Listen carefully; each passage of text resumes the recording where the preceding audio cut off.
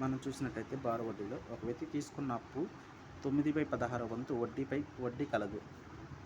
అప్పు తీసుకున్న కాలము మరియు వడ్డీ రేటు సమానం అయిన వడ్డీ రేటు ఎంత మరియు కాలము ఎంత? I = PTR/100. I అంటే ఇంట్రెస్ట్ 9/16 ఈక్వల్ టు మనకి P ఎంత 1 అనుకుంటాం. టైము అండ్ వడ్డీ రేట్ అనేది సమానం. R² = 100. చూస్తే 4 4 25 ఇట్లా ఉంచాము. 9 × 25/4 = R². చూసినట్లయితే 225/4 = R². దీన్ని ఇట్లా తీసుకుంటే 15 2 రోజులుగా ఇక్కడ ఎంత వస్తుంది? 7.5. 7.5 అనేది ఏంటంటే కాలం మరియు వడ్డీ రేట్ అనేది సేమ్ అన్నాడు కాబట్టి ఇది.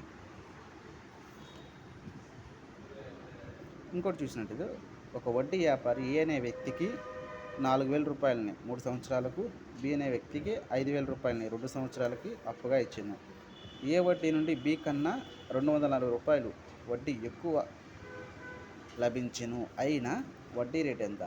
240 రూపాయలు ఎక్కువగా ఇచ్చాడు బి కన్నా ఏ అనేవాడు. ఎంత?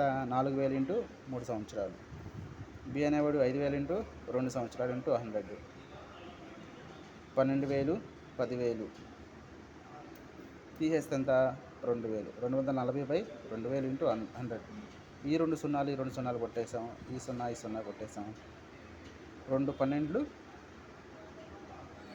24 అంటే 12% అనేది.